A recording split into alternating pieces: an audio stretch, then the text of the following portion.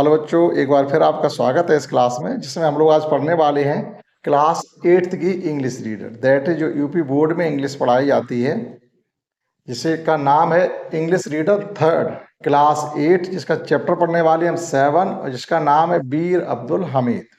यानी एक ऐसा नाम जो वीरता से भरा हुआ है। यानी जब उनके बारे में आप पढ़ेंगे तो आपको भी देश सेवा करने का जज्बा आपके अंदर से एक बार उठेगा जरूर कि ऐसा मौका हमें भी मिलना चाहिए, कि किस प्रकार से उसने देश की सेवा करते हुए अपने प्राणों की न्यौछावर भी कर दी। ठीक, तो उसके बारे में डिटेल में पढ़ेंगे इस चैप्टर में, और थोड़ा चैप्टर ये लंबा भी है, तो कोशिश रहेगी आपको जो चैप्टर है वो 2 भागों में पढ़ाएं और तीसरे भाग में इसकी हम एक्सरसाइज करवाएं। इसके बारे में हम आपको पढ़ाएं उससे पहले आपके लिए सीखना ये ज़रूरी है कि हमारे देश में कितनी सेनाएं होती हैं, यानी जो सेना के भाग हैं वो कितने हैं, उनके बारे में थोड़ा संक्षेप में जानने की कोशिश करेंगे। तो इंडियन आर्म फोर्सेस जो हमारा फोर्स है, भारत का फोर्स है, यानी सेना बल जो है वो कितने भागों में बटा हुआ है, किस भाग का क्या नाम है, और इन सब का कमांडर कौन होता है। कमांडर होता है राष्ट्रपति, यानी राष्ट्रपति जो है तीनों सेनाओं का सर्वोच्च अधिकारी होता है। यानी किसी भी सेना के लिए राष्ट्रपति कोई भी आदेश कर सकता है। यानी सबसे बड़ा पावर जो होता है किसी भी सेना के प्रति, 3 सेनाओं के अंग हैं आपकी, थल सेना, जल सेना और वायु सेना। 3 सेनाओं के अंग हैं। तीनों सेनाओं का जो सर्वोच्च अधिकारी होता है यानी कमांडर इन चीफ, वो होता है राष्ट्रपति। पहली बात। दूसरी कौन से 3 सेना के अंग होते हैं, वो एक होता है इंडियन आर्मी। यहाँ लिखा हुआ Indian arm forces are military forces of republic of India, यानी गणतंत्र भारत का एक फोर्स है। It consist 3 professional uniforms. इसकी 3 सेवाएं, यानी 3 भागों में इसको, इस फोर्स को डिवाइड किया गया है। नंबर 1 पे इंडियन आर्मी, जिसे हम लोग थल सेना भी कह सकते हैं, यानी जमीन पर चलने वाली सेना कहिएगा आप। और ये जो ब्रांच होती है सबसे बड़ी होती है, अर्थात इस ब्रांच के अंदर सबसे संख्या में ज्यादा बल होता है, संख्या में सैनिक सबसे ज्यादा इनके पास होते हैं। तो it is the land based branch. Land based यानी जमीन पर चलने वाली ब्रांच है, and largest component of Indian armed forces. जो तीनों ही अंग हैं उसमें सबसे बड़ा कंपोनेंट ही है, यानी बड़ा कंपोनेंट का मतलब है इसके पास सैनिक सबसे ज्यादा है। इस पार्ट के पास, इस भाग के पास, यानी इंडियन आर्मी के पास सबसे ज्यादा सैनिक हैं। इनका मोटो क्या होता है? मोटो की मीन्स क्या होता है? उद्देश्य। हर काम को करने का हमारा एक उद्देश्य होना चाहिए। क्या उद्देश्य है, समझे इसको। देखो कितना अच्छा कहा उन्होंने कि सर्विस बिफोर सेल्फ, अर्थात देश सेवा पहले और दूसरा काम बाद में। आपका अपना पर्सनल काम भी है तो वो बाद में करेंगे, पहले देश सेवा। आपने देखा होगा कि बहुत से लोग ऐसे हैं, उनके घर पर बहुत इमरजेंसी लग जाती है, किसी की डेथ हो जाती, माँ की डेथ हो जाए, भाई की डेथ हो जाए, बाप की हो जाए, किसी की भी हो जाए, उनको घर आने के लिए कभी कभी छुट्टी तक नहीं मिल पाती या वो नहीं आ पाते। तो उनके लिए क्या होता है, सबसे पहले देश सेवा होती है, उसके बाद काम दूसरा। तो यह साफ लिखा हुआ सर्विस बिफोर सेल्फ, यानी देश सेवा पहले, दूसरा काम, कोई भी इंपॉर्टेंट काम क्यों ना हो वो सेकेंड नंबर पे है।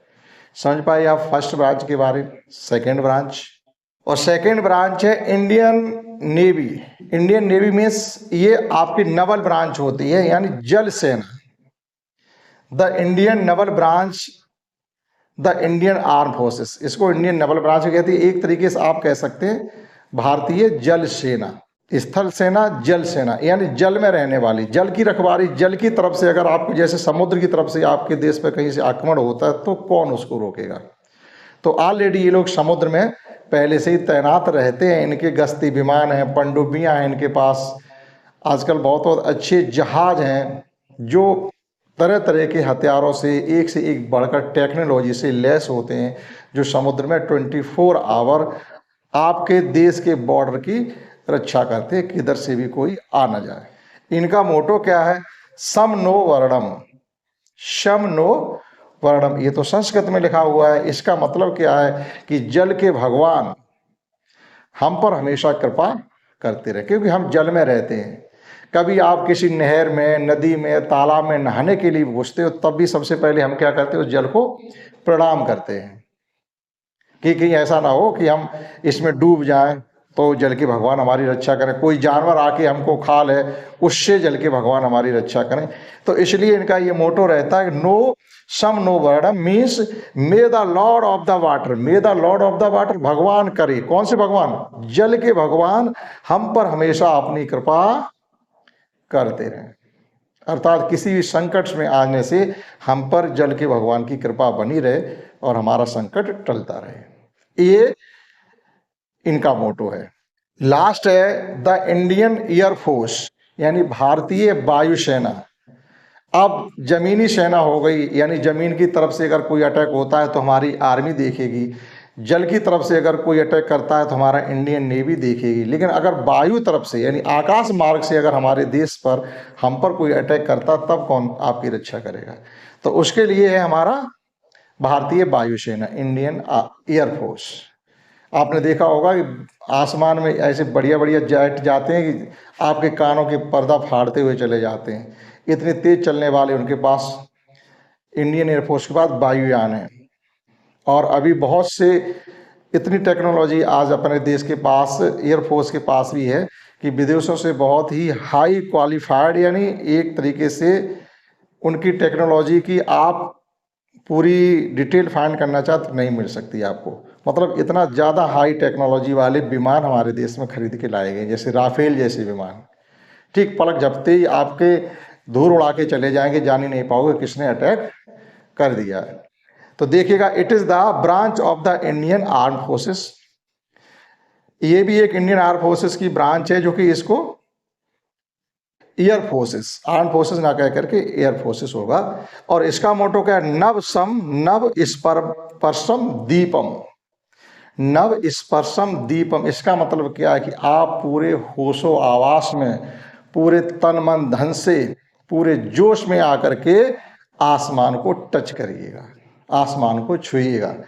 Touch the sky with glory, with glory में से ऐसे नहीं रो रो चिल्ला चिल्ला के नहीं, अपनी ताकत से कि हाँ ऐसा करके दिखाएंगे।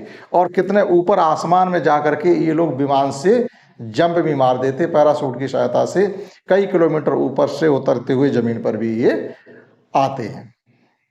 ठीक, तो इनका मोटो ये रहेगा कि हम अपने पूरे जोश के साथ आसमान को छुएंगे।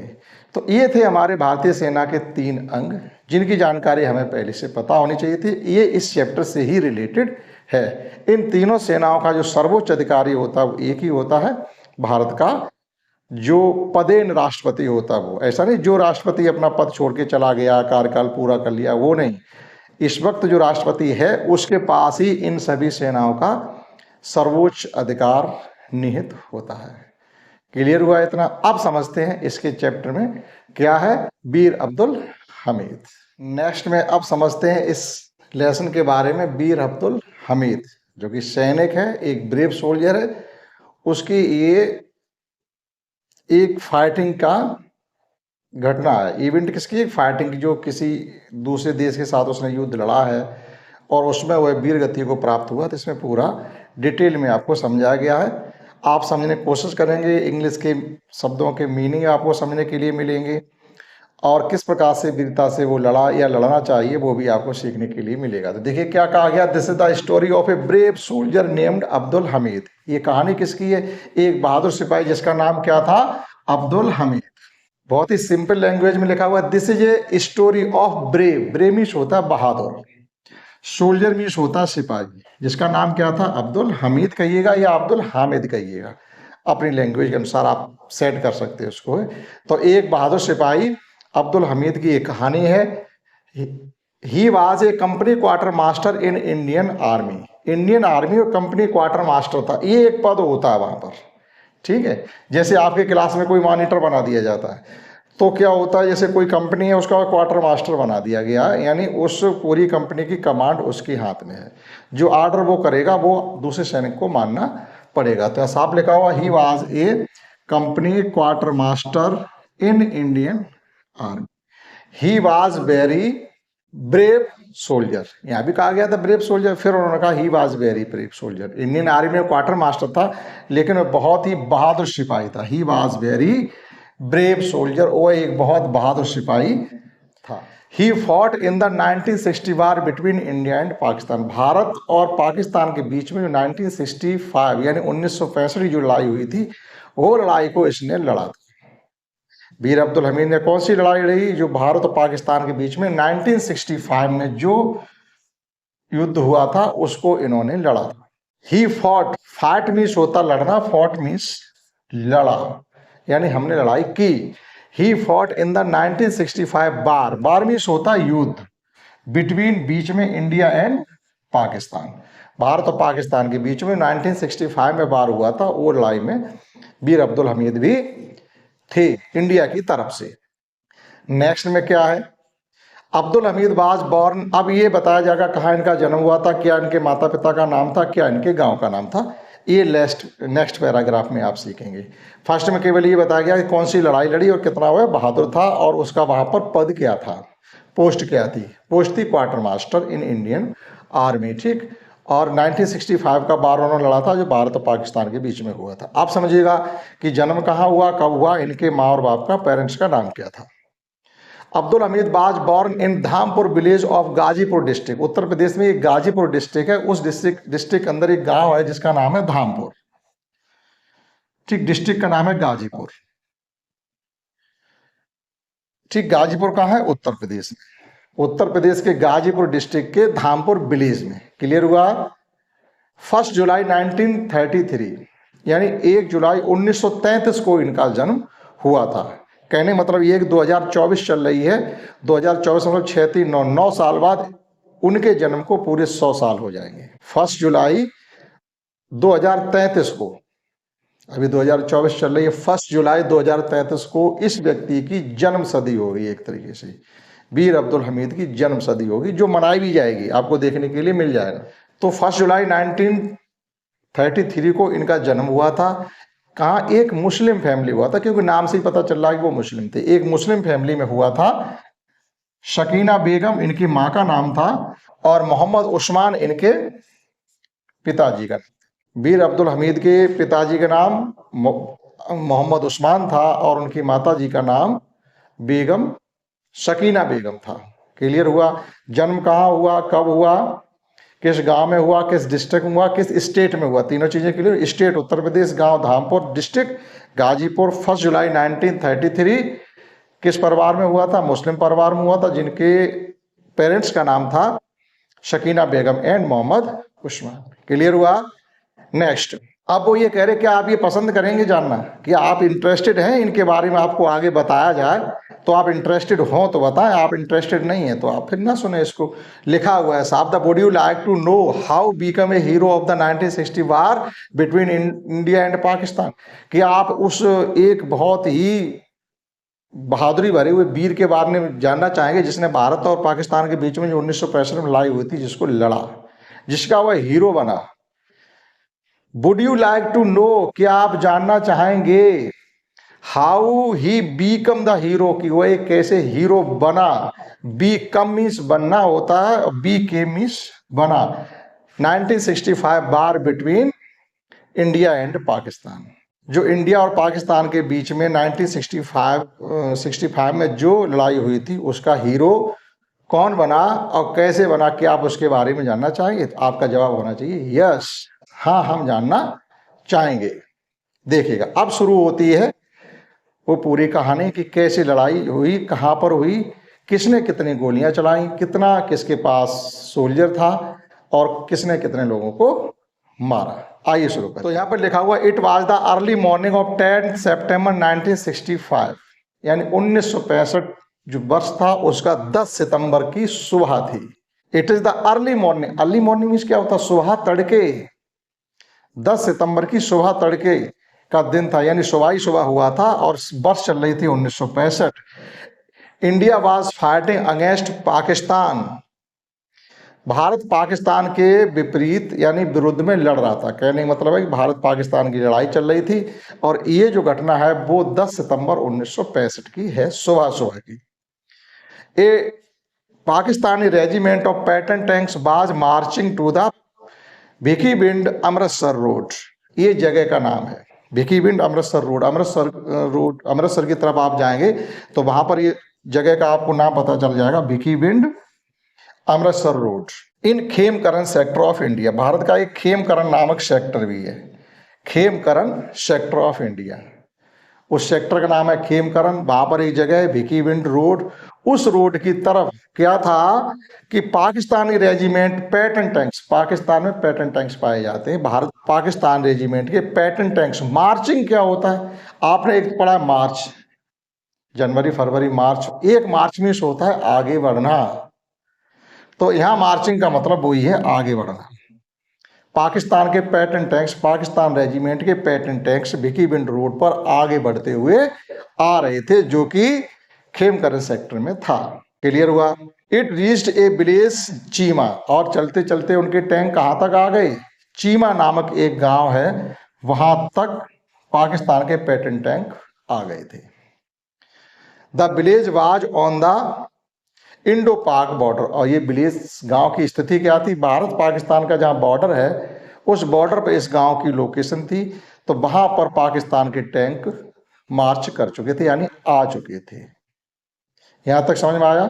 अब समझते हैं इससे आगे, नेक्स्ट समझते हैं। जब उनके टैंक चीमा विलेज तक पहुंच चुके थे, पाकिस्तानी जो पैटर्न टैंक्स थे चीमा विलेज तक पहुंच चुके थे, in this sector the battle had been going on 6 September, इस सेक्टर में यानी इस एरिया में जो युद्ध चल रहा था वो 6 सितंबर से चल रहा था लगातार। तो साफ लिखा हुआ in this sector the battle had been going on since, going on चल रहा था सिंस 6 सितंबर 1965, वर्ष तो वही हमारी 1965, लेकिन सितंबर की ये बात है, 6 सितंबर से लगातार इस सेक्टर में युद्ध चल रहा था। आगे क्या है, here Abdul Hamid, Havildar Abdul Hamid and soldier of 4 grenadier company, वो इसकी जो कंपनी थी उसका नाम क्या था, 4 ग्रेनेडियर कंपनी। ये कंपनियों के नाम दे दी जाती है, आर्मी में कुछ अलग टाइप के नाम होते हैं, जैसे आप क्लास में पढ़ रहे होते हैं तो कोई सेक्शन बांट दिया जाता है, इस सेक्शन का ये नाम, इस सेक्शन का ये नाम, एक सेक्शन, और सेक्शन में कुछ स्टूडेंट होते, इसी प्रकार से उनके कुछ सेक्शन होते, उसमें सोल्जर होते और उस सेक्शन का वो नाम रख देते हैं, यानी टोली एक तरीके से कहिएगा। तो हेयर मतलब यहाँ पर क्या था कि अब्दुल हवलदार, जो आपके जो अब्दुल हमीद थे हवलदार थे, हवलदार Abdul Hamid head and soldier, और उसके साथी सिपाही 4 ग्रेनेडियर कंपनी, कंपनी का नाम है 4 grenadiers company, were waiting to face the Pakistani army. यहाँ पर क्या था, अब्दुल हमीद, हवलदार अब्दुल हमीद और 4 ग्रेनेडियर कंपनी के जो उनके सोल्जर थे वो सभी लोग पाकिस्तानी आर्मी से टू फेस, पाकिस्तानी आर्मी से दो दो हाथ करने के लिए इंतजार कर रहे थे।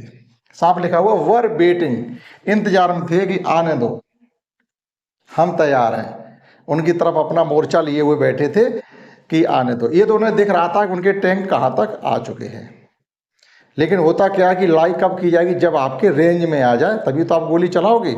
बहुत दूर है, आपने गोली चला दी तो आपका गोली बेकार हो जाएगी ना, तो इन चीज़ों का भी ध्यान रखना पड़ता है। ऐसा ही इसमें देखो कहा गया है, यहाँ तक क्लियर हो गया होगा कि 4 ग्रेनेडियर कंपनी के जो हवलदार थे अब्दुल हमीद थे और उनके साथी सिपाही सभी लोग पाकिस्तानी आर्मी से दो दो हाथ करने के लिए इंतजार कर रहे थे। Brave Abdul Hamid was sitting, देखो कितना छोटा सा वाक्य है, इन ए जीप, बहादुर अब्दुल हमीद एक जीप में बैठे हुए थे, इसको इंग्लिश में आराम से कह सकते हैं brave Abdul Hamid was sitting in A jeep, Abdul Hamid एक जीप में बैठे थे। He had special gun, had लिखा हुआ है, इसका मतलब है कि उनके पास थी, यानी अब्दुल हमीद के पास एक स्पेशल टाइप की बंदूक थी। बंदूक भी स्पेशल टाइप की होती है, यानी मार दो तो ये कहो कि कितना नुकसान सामने हो जाए इसकी कोई सीमा नहीं है। तो ही हैड, उस अगर हैव कहेंगे, ही हैज उसके पास है, आई हैव मेरे पास है, ही हैड स्पेशल गन उसके पास एक स्पेशल गन थी। Pattern tanks of the Pakistan army were not very far from him, far means होता है दूर। अब जो पैटर्न टैंक्स थे पाकिस्तानी आर्मी की कोई ज़्यादा दूर उससे नहीं थे, तो यहाँ पे लिखा हुआ है द पैटर्न टैंक्स, जो पाकिस्तानी आर्मी के जो टैंक है उनका नाम है पैटर्न टैंक्स। ये टैंक बहुत ही खतरनाक और पावरफुल होते हैं।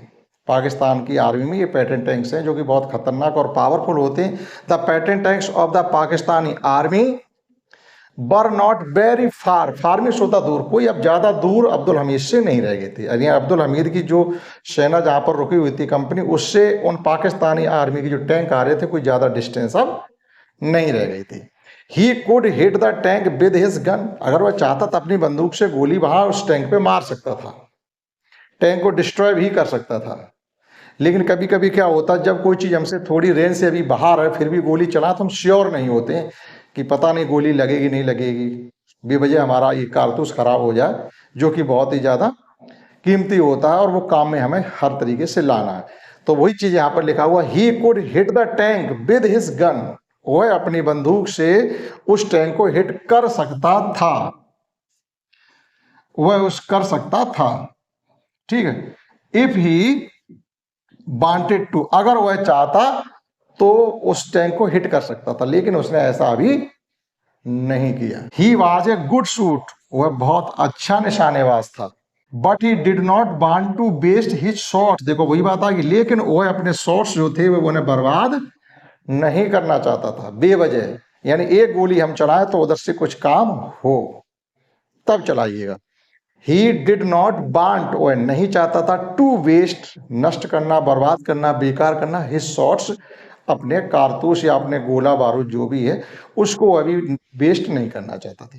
ही wanted to hit the tank with each of his shot, देखो लिखा हुआ साफ, आपके पास 10 गोलियां हैं, कहीं आप लड़ाई में फंस गए हैं तो आप चाहते हैं 10 गोलियों में से कोई बर्बाद नहीं हो, सामने वाले में एक गोली मार चलाए तो 4-6 आदमी उधर मरे या कोई न कोई उधर डिस्ट्रॉय हो, नुकसान हो। तो वही यहाँ पर लिखा हुआ है, ही वांटेड टू हिट, वह मारना चाहता था, the tank with each of his shot, यानी उन टैंक को उड़ाना चाहता था अपनी प्रत्येक गोली, यानी एक गोली हम चला एक टैंक खलास, दूसरी गोली चला दूसरा टैंक डिस्ट्रॉय, ये चाहता था। ये नहीं हमने हवा में फायर कर दिया और वो जो शॉट्स हैं वो भी हमने खराब कर दिए, ये वो बिल्कुल नहीं चाहता था और ऐसा ही होना भी चाहिए। Pakistani tanks were very powerful and dangerous, देखो लिखा हुआ साहब, जो पाकिस्तानी टैंक है वो बहुत ही मजबूत और शक्तिशाली होते हैं, खतरनाक होते हैं। जो पाकिस्तान कोई आर्मी हल्की नहीं है, वहाँ भी टेक्नोलॉजी अच्छी है, ऐसी कोई बात नहीं है। The Pakistani tanks were very powerful, यानी शक्तिशाली और डेंजरस, खतरनाक थे, ये भी मानना पड़ेगा। ठीक, तो हम सामने वाली पार्टी को हल्के में नहीं ले सकते। They were approaching nearer and nearer, आप यहाँ बैठे और भी आपके पास आ रहे हैं, यानी आपके और दुश्मन के बीच की दूरी धीरे धीरे कैसी होती चली जा रही, कम होती चली जा रही। तो वही लिखा हुआ दे वर अप्रोच, देखो उधर आया था मार्च, मार्च माने भी आगे बढ़ना होता, अप्रोच का मतलब होता कोई चीज आपकी तरफ आ रही है, यानी आपके और उसके बीच की दूरी धीरे धीरे घट रही है, इसको अप्रोच कहते हैं। They were approaching nearer and nearer, near means होता पास, नियरर माने और पास, नियरेस्ट मीन्स सबसे पास, ये डिग्री होती है जो किसी चैप्टर में कभी आएंगे तो हम आपको पढ़ाएंगे।